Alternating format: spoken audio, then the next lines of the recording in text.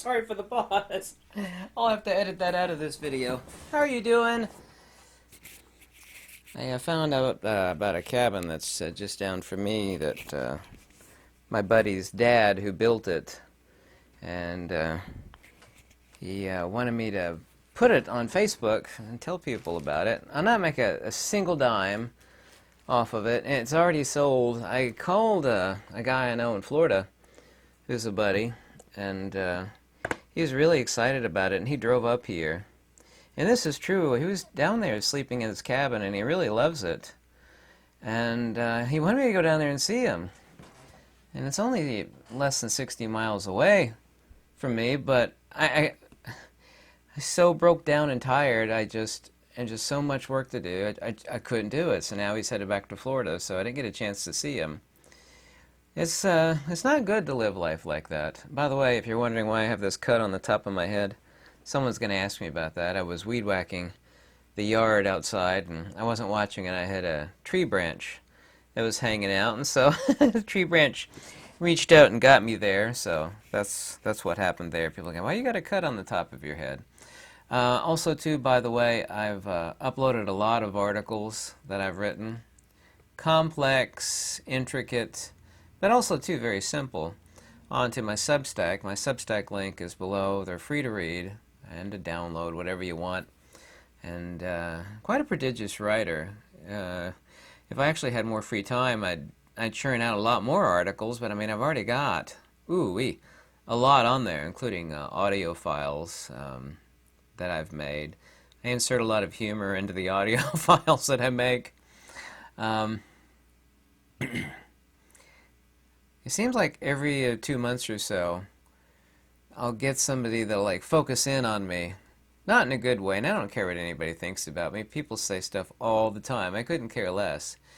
But it's like they've got nothing better in their life to do. There's a guy like that up in Canada. And I told the story of him. He's kept warning me to get the V juice. I assume you know what the V juice is. So, oh, you're so ignorant, Ken, because you didn't. If I said the sky was blue, he'd make a video saying the sky wasn't blue. And he just, he spent years focusing in on me, not as some sort of constructive criticism, which, I appreciate that. They never have anything constructive to say. It's like, you're wrong, and here's the reason why. Boom, boom, boom. And, well, the great irony of that guy is that due to his great praise of the V juice, that's actually what got him, which is just like the ultimate irony. So now I got a new one. I don't think he's going to be as bad, but it just like happens every month or two. Somebody zeroes in on me like a laser, and they just decide that they're going to tailspin their life like a vortex to focus in on me. And I don't ever discuss anything that's of any type of controversy. People need to focus in on themselves. You try to help as many people as possible. Of course, everybody knows there's quite a dark side to the social media. But some people will obsess about others and, a type of doom emails, and I can't be got. I lead a simple life, and I love living transparently. It makes life so much better. When life's difficult enough, living life transparently where you have nothing to hide, it makes life easier. Just got off the phone with a friend of mine who's selling his farm and cabin. He's going through a divorce, and we were both like trading stories of financial misery. I was like, who's worse off? And he's telling me he's got over $50,000 in credit card debt. He's going through a divorce, and he's going to have child support for 3 children. I met his children once, and cute little rugrats. And I'm sorry to hear that for him. I hope he gets back up on his feet soon. The problem that we all have is that we don't know what we don't know. If you're a genuine expert on something, you don't actually come off as an expert, and the people that know nothing pretend like they know everything. my advice in life is to have diversification. And I always say, and it was in last live stream, it's like, what have you failed at in life? I went down the things that I've failed at. You know, no wife, no kids. I should have learned about the stock market earlier in life. I wish I learned about real estate more intricately earlier in life, because I wouldn't be retired right now, but I'd be a whole lot better off than I am. I do have 2 rental properties, and honest to God, I only recently, started renting out those properties, and without that, I'd be in a lot of trouble so far as making ends meet. But I still am. But thank heavens for that. I think everybody should be expert at least 6 different things. What's going on out there just continues to escalate. And I think you all know where I'm going on that front. We were talking about in the past 2 live streams, people will always invariably ask me about people that they think are heroes that in fact actually are indeed demons. One of them is a guy that wrote some Zen books. People are always asking me about famous demons. It's kind of ironic, and it's an earmark or a watermark specifically of humanity, that will make geniuses out of clowns. People that I de facto know are not only not geniuses, are the absolute opposite. By the way, you should try to get a hold of the travel. It's called the Near East Travel Diaries of Albert Einstein. I can't even tell you what's in the contents of that translated from Deutsch to English, but it's quite remarkable in not a good way. I wonder about his other travel diaries. And it's a very prestigious publication. It's Princeton University Press. Every time someone tells me how great Einstein was, I'll point out 2 facts to them.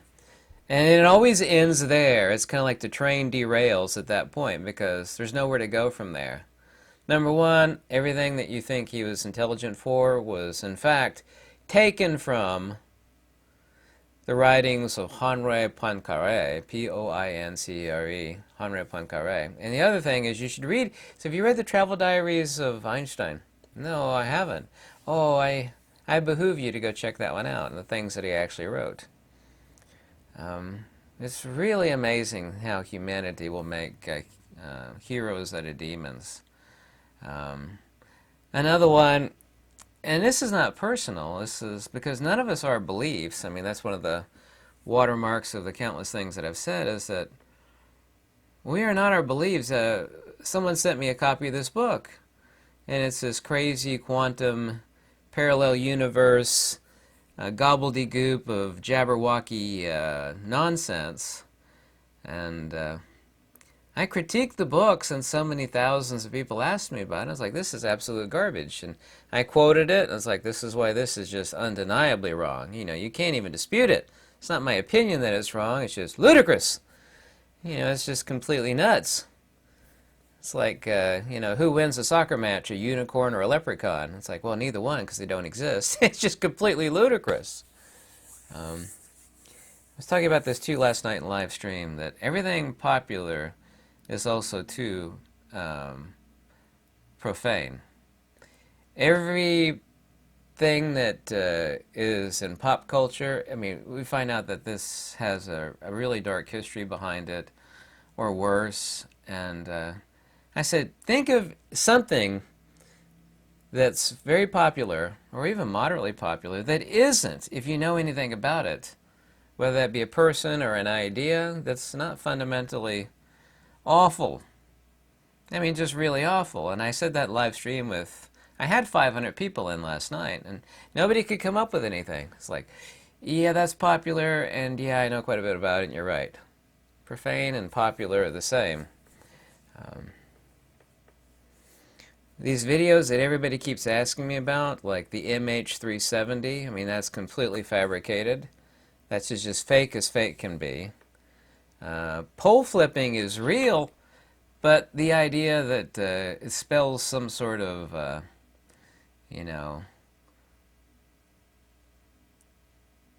turning a corner of event for the world. No, I mean, this has happened countless times in the past. It's called precessional torque. It's no different than gyroscopic torque. When you actually spin up a low-friction gyroscope, it'll start to precess, and it'll build up torque. There's actually one, and a great one, from the International Space Station, when a guy takes a T-wrench, and he spins it really tightly. Of course, it's only a T. Nevertheless, it starts to precess, and it immediately flips, and it starts to precess, and it flips again. It's called precessional torque, and it doesn't spell any, doom movie, for example, like the movie 2012, for the Earth. It's completely natural. Nature continues on, it's just magnetic pole flipping. All these countless videos of absurd models of the universe. I found out some of these videos, like that one book, I eventually looked up the videos associated with that, and you're not allowed to see them unless you're a paid member. Which is kind of... I write all these articles and books for free, but this guy's book, which I critiqued, and this is not about him. If you want to watch a video about it, 90% of the videos are paid members only. This and all this multiverse, people have kind of tried to blend in this science fiction stuff with reality, and nature doesn't do that. Occam's razor makes that completely impossible. I'm proud of the fact that, if I get, smacked by a car tomorrow at high speed or something, that I've accomplished a lot of articles and a lot of books, and the first person in the world to tie things neatly together in a bow that even Tesla didn't. I wished I had his inventions. I'm not care about his popularity. But just to figure things out, because wisdom is its own reward. The first person to figure out magnetism. And I made all these predictions about what a real black hole would look like, and that turned out to be 100% true. I made the prediction years before the high-resolution image came out, where they combined. Well, you can believe in that all you want, or not believe in it, and what people believe in is of no concern of mine. But that prediction proved to be accurate, along with bismuth being the basis of semiconductors. But,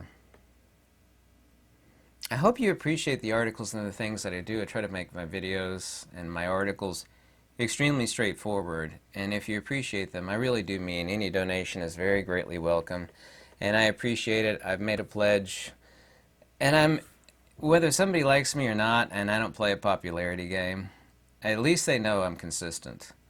I'm consistent, logical, and rational, and I'm very transparent, and I do a lot of live streams. So last night was 2.5 hours.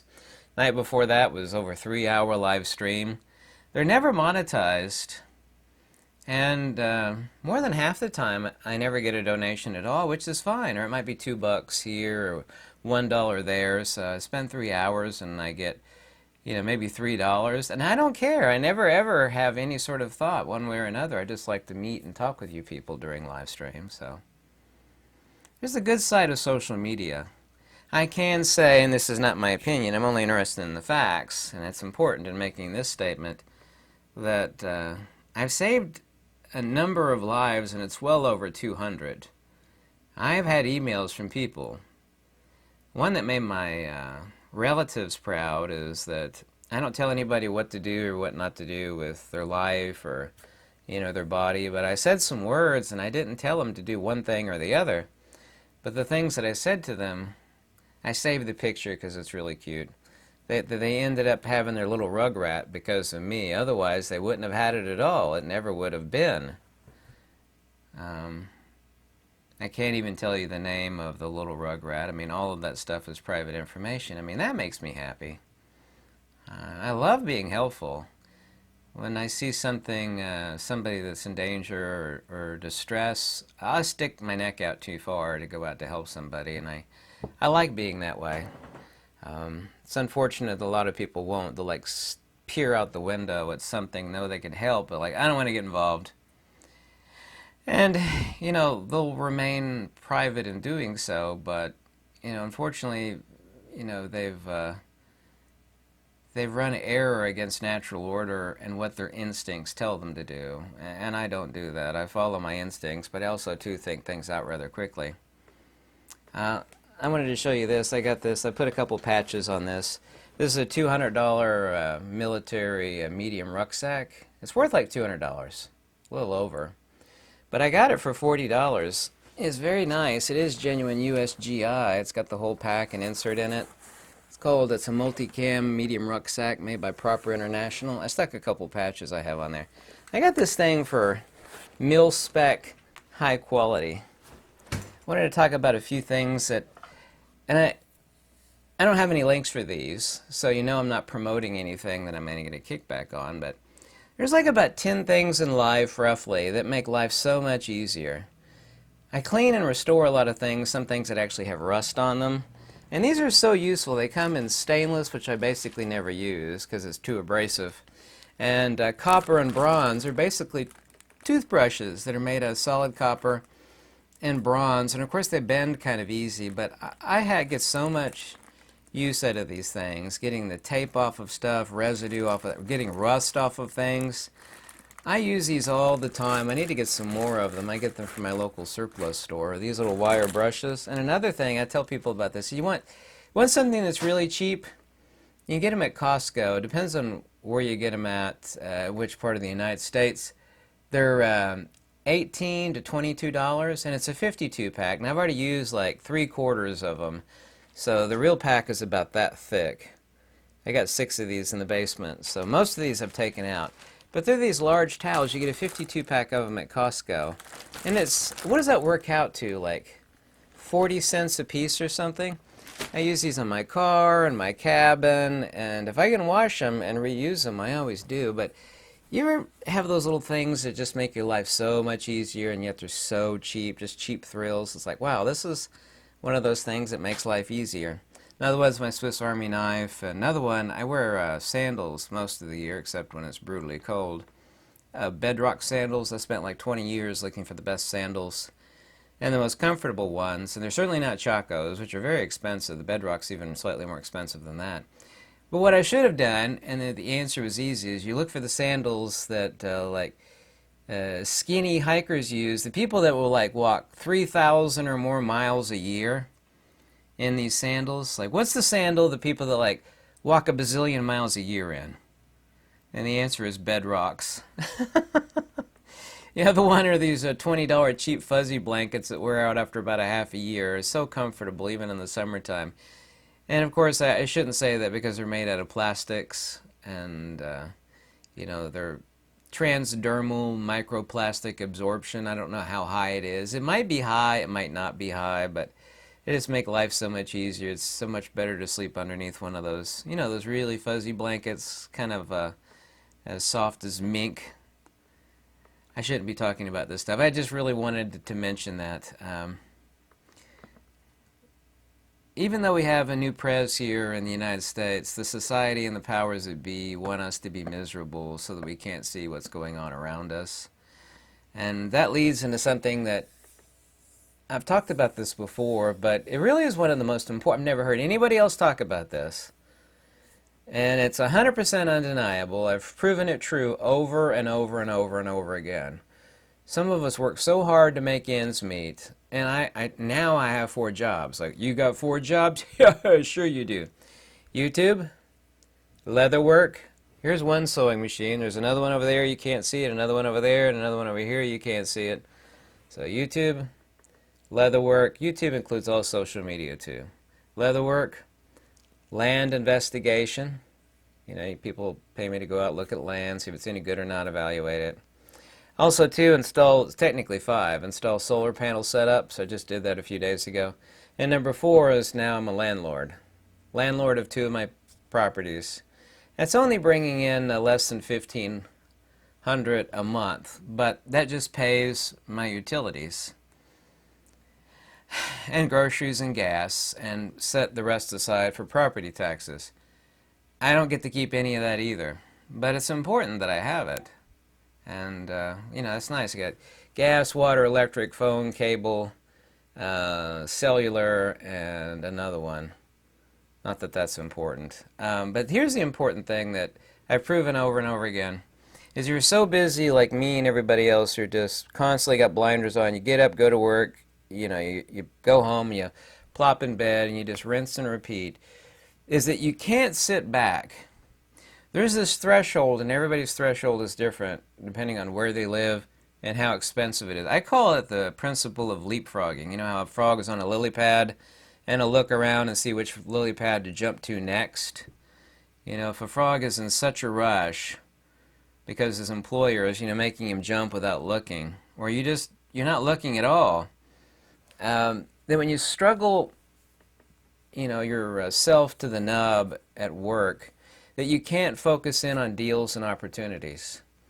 There's this magic buffer zone that everybody's buffer is different. X number of thousands of bucks. Let's say 10,000 bucks, right? Or 20,000. Depends on what your monthly bills are, your wife or kids, house payment, car payment, which I don't have any of those. That I'm able to sit back and watch and look for a deal or opportunity, something I know really well, like this $40 backpack. Not that I'm going to sell it, but it's worth like $160 all day long. It's like new, mil spec, really, really great. Except that in land or cars, my buddy does the same thing. He's an expert on cars. You just sit back and you watch closely.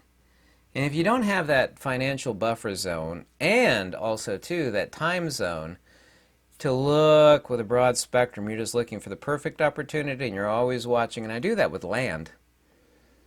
I got a church, by the way, and the church is basically an ex-church. The pews are out of it. There's nothing about it that says church. But I had to sell part interest in one of my pieces of property to buy it. But I'm going to sell it here. Here it is. Really, really gorgeous. 1,200 square foot. City water, city power, septic field, high-speed internet. Super, super calm and peaceful. I'm going to replace the fascia board on it because it's 76 years old, but it's cinder block, old cinder block, which is really thick and metal roof. It is just built like a fallout shelter.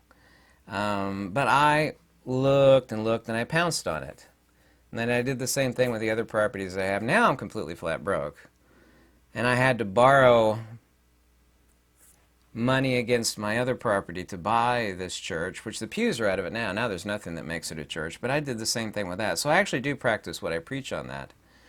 I enjoy living transparently. Life is a whole lot easier when nobody can cut you down. So everybody's kind of got like all these secrets about themselves, or they don't want to admit to it. I know I'm fat, bald, and tattooed, and, I look like Uncle Fester, which is not a compliment. I know that. I don't care. You can't be a truth seeker and be dishonest about yourself. I mean, that's true hypocrisy. Confess to everything and open about everything. What is somebody going to do to you? What are they going to say to me? It's like, I don't care. I got a sharp mind. I don't indulge in anything. I don't party or go out or... I just lead a simple life. I write a lot of free articles and also 2 free books and communicate with people, and I think deeply about important secrets of the universe, and we've all made our road choices in life, and I've made mine. The only thing that makes me miserable is the fact that I can never take a break. That part actually makes me miserable. It gets really wearisome that every day I got to stress because I have to do everything. That gets really wearisome. I beg the powers that be, be able to take a break sometime in the future before I just eventually, fall over and collapse. So that is something that I failed at, but that's part of me being transparent. I don't know what to cut back on. Everybody that I'm talking to is talking about cutting back. I don't know what I don't go out, I don't travel, I don't have any vices, I don't indulge in anything, and I don't know what I'm going to cut back on. Honestly, I don't want to get to the point where I have to start selling out what little assets that I have, because that's a danger zone for anybody. At least the house is paid for, and I have no credit cards at all, which is a good thing. I swore off credit cards quite a long time ago. You need one to travel. I haven't even got my real ID. If I'm able to take a vacation sometime in the future, I'm going to drive there. It's going to be like a Roach Motel vacation. Flying has gotten so bad and so unreliable. I just don't care if I ever get a real ID. I'm fairly sure, and I say this carefully, and I thought about it before I said it in making this video, that I think we're on the edge of what I would call the unimaginable. I wish that wasn't the case, but there's all these things that are converging, and they've been converging for some time now. When that unimaginable is going to be, at what specific point in time, I do not feign to know the answer, but the answer is definitely soon. I see so much culminating. People that were, just like my buddy. I mean, you thought the guy was a miniature Richie Rich, and now, I mean, he is, you know, divorced with the 3 kids, and, you know, he is, you know, he's selling his farm, and, like, you know, wow, if this happens to him, or somebody like me, which I never really had anything, but, you know, how does somebody like me get into such straits that, because I don't have any vices or do anything, spend any money. I mean, I just don't. You know, how's it gotten so bad? It's like, well, it's just bad for everybody. So there's all these bellwethers. Everybody would think they're their own bellwether, but I know that I am. It's like if I'm having a hard time with no wife, no kids, and no house payment, then I know these other people, the normal people out there. And yes, I actually know what a normal person or family unit is. And, you know, they're having issues. And, you know, if I definitely am, then they for certain are. I enjoy the live streams and the talks that we have. We laugh and we have a lot of deep conversations. And I love exchanging information without any real pretense. And just being clear. Just living life transparently makes life so much easier. Because it's hard enough as it is. I mean, it really is. I'm not interested in making it more difficult. That's the last thing I want.